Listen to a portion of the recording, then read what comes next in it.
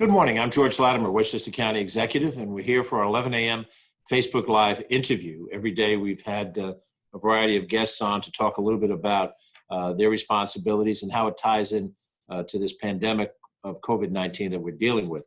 Our guest this morning is Chief Kevin Sylvester, who heads up the Ossining Police Department, and his responsibilities as head of a law enforcement agency is difficult under the best of circumstances.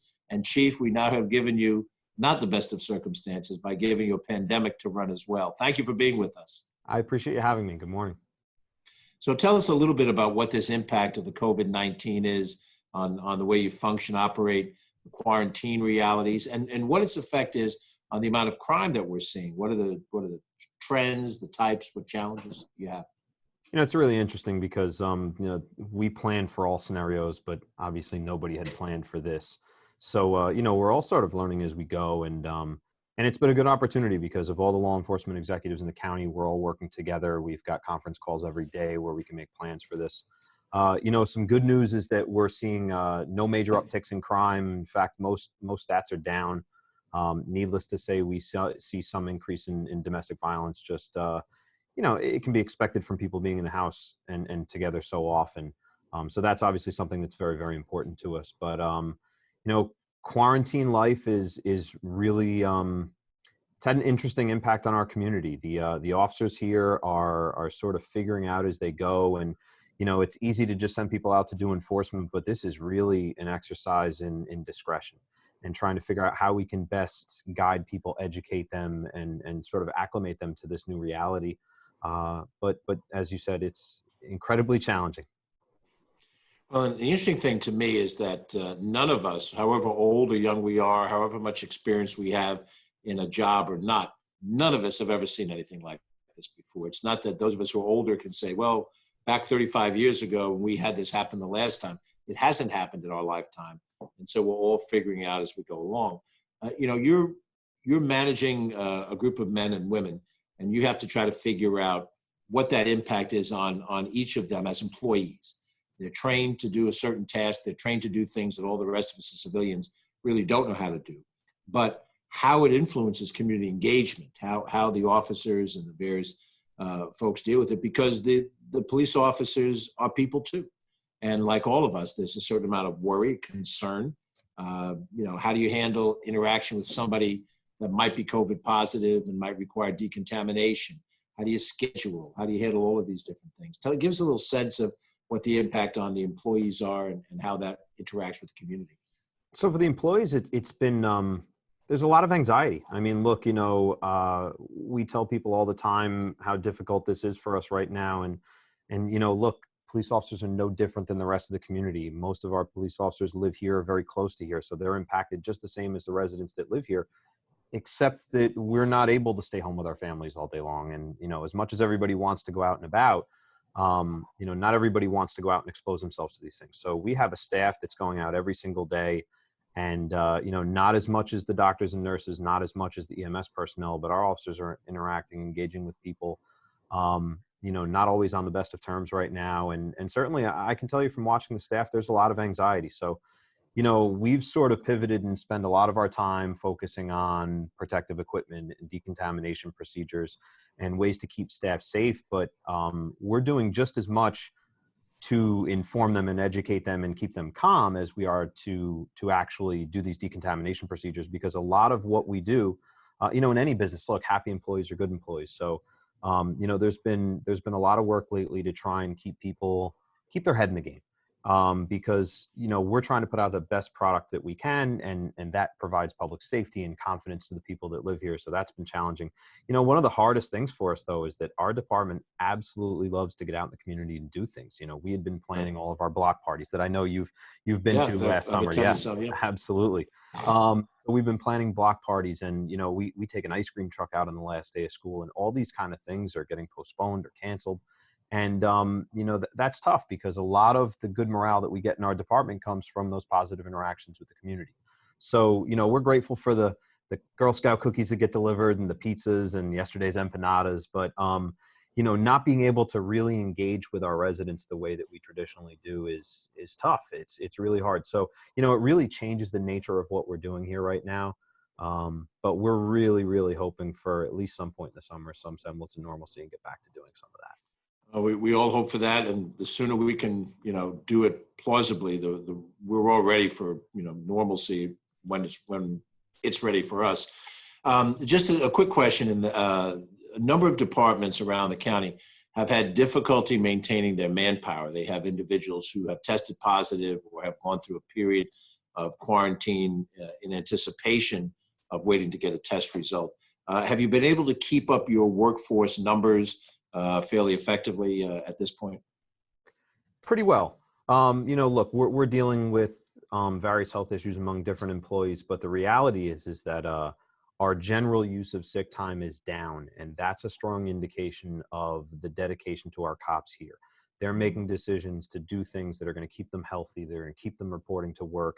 Use of compensatory time is down. It's been such a team effort right now to keep this staff afloat because, I don't know that every patrol officer thinks in terms of their individual actions and how it impacts the larger budget, but I think that they all have an understanding that they've got some ownership in our business here. So it's been really great to see how they've responded to this in terms of, sort of buckling down and coming to work and doing the things that need to be done. Look, paired with a little bit of anxiety about the things that they're going to have to do. And certainly I think the biggest concern from cops is they're not worried about themselves. They're worried about taking this home to their families. So, as long as we're dealing with that as best as we can, and there is no perfect solution for it, we've really, we've fared very well with that. And it's not a matter of luck. And it's really a credit to the officers that work here that they know what needs to be done and they're going to do what has to happen. As you said a little while ago, Chief, your department is known, a number of others around the county as well, for having really good community outreach. And you've developed strong partnerships with different organizations in the Ossining community, both in the village and in the town outside. In that process, you've done some kind of interesting things. Police officers reading to promote literacy, teacher parade, Tuesday birthday, things like that. How has that been operating in this difficult time? And does it still give you some connection to the community to do those things? So we're trying to shift as best as possible. We probably get a request for birthdays almost every day.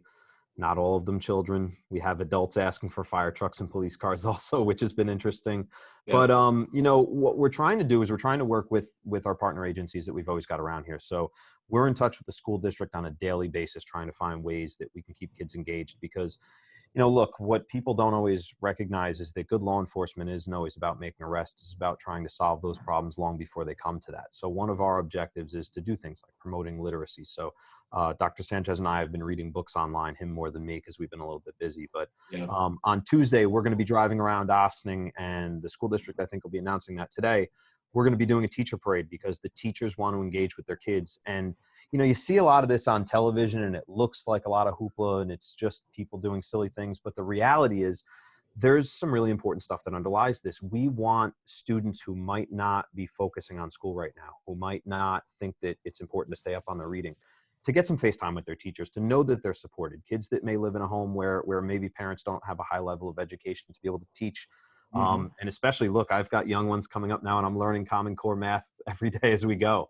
So, to give these teachers the opportunity to go out and see the kids face to face, to give the kids the opportunity to see that they're supported, not just by their teachers, but by the fire department, by the ambulance corps, by the police department, by the elected officials here. That's the kind of community sort of cohesiveness that we're trying to promote. So, that's what we're going to try and do. We're talking right now with the school district about if we can't do our in-person type things over the summer, some ways we can do some mobile things and perhaps dropping materials off to people, whether it be books or, recreational type equipment in different neighborhoods, just to get things to kids so that if they have to distance from their friends all summer, that we can keep them active and learning and doing all of those things. Because in the long run, happy, healthy, well-educated kids are hopefully kids that are less apt to end up incarcerated or dealing with the police in a negative fashion. So we're going to try and hit it early and hit it often in order to sort of make a dent in that type of criminal behavior now. And it's an important element as well, because I know growing up when I did, decades ago, and I grew up in the south side of Mount Vernon, which is a bit of a difficult area to grow up in. we viewed at that point in time the police of that day as being our friends, our allies, who would protect us. And you go through a period of time where that's not always been the dialogue between communities and local police.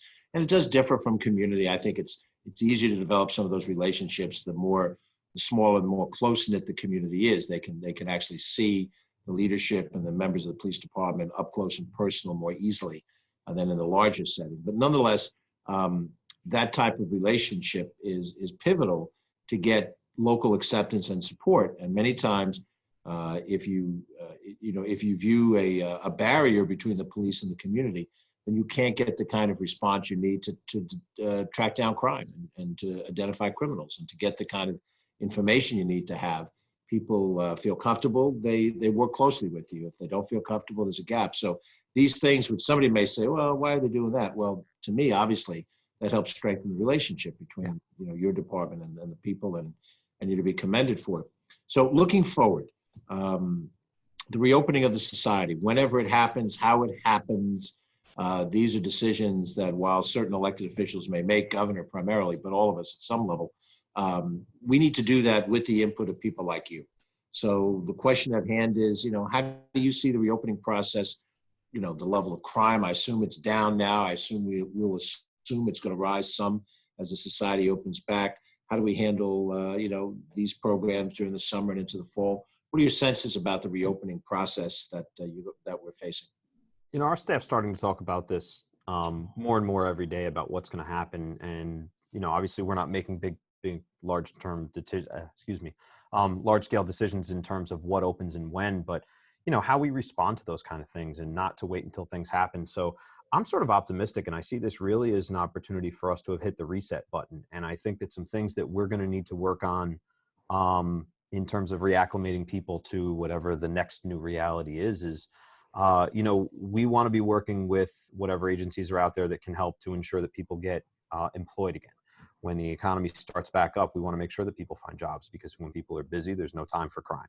We want to find opportunities for kids to be re-engaged in educational processes and recreation activities and all those different things. So what we're going to look for in terms of our responsibility during this is to help people get back and get engaged in the community. Obviously we're going to have to figure out where people are allowed to be close to each other and not just drawing people out of their homes for the sake of drawing them out of their homes, but trying to get people back and productive and doing everything we can to support that, because this anxiety is not going to go away, and not just from the police officers, but from folks that live here. And people are now, we talked earlier about going to baseball games and things like that, being concerned about being in mass gatherings. And I think that our police department is going to have a heavy responsibility in giving people the confidence to come out of their homes when that time comes and to be able to be around one another. That's sort of our goal every day. I tell people that in addition to making arrests and preventing crime, we sell something. And it's a feeling of safety that we're trying to give to our residents. So, what that means is going to change a little bit now in terms of feeling comfortable in this new environment. But, we're excited about that, because this is a chance for us to look at our operations from the ground up and start all over again as we restart our society. I think it's an exciting time, and I think we're hoping to do some really good stuff. Well, we've been talking with Kevin Sylvester, who's the chief of the Ossining Police Department. Kevin, thanks for the time and thanks for the insight into your world. By all accounts, you're doing a great job, and keep it up and keep your men and women safe. And hopefully the county, Tom Gleason, our commissioner, sheriff of the county department, will be a good partner and be with you in anything that you need us for. I appreciate it. Commissioner Gleason's been great. We're talking every day, so we're grateful for the partnership. Well, thank you very much, Chief. And thank you for watching. We will be back on Monday with additional Facebook Live interviews at this time every day, 11 o'clock. We'll try to have them live every day. Sometimes, technology being what it is in the 21st century, we may have to tape them and put them up a little bit later. And we'll be very mindful of the governor's announcements and other announcements that come from other key elected officials. But we plan to do this every day for the foreseeable future at 11 o'clock with a different guest and a different insight into what we're facing right now. I'm George Latimer, Westchester County Executive. We'll be back at 2 o'clock with our COVID update, and we'll talk a little bit. I think we'll be broadcasting from our emergency services building, and we'll have some conversations about some very generous donations that we received there and where we stand right now in Westchester County. We're flattening the curve. Let's hope the numbers continue that process today. In the meantime, stay safe, and hopefully we'll see you a little bit later on today.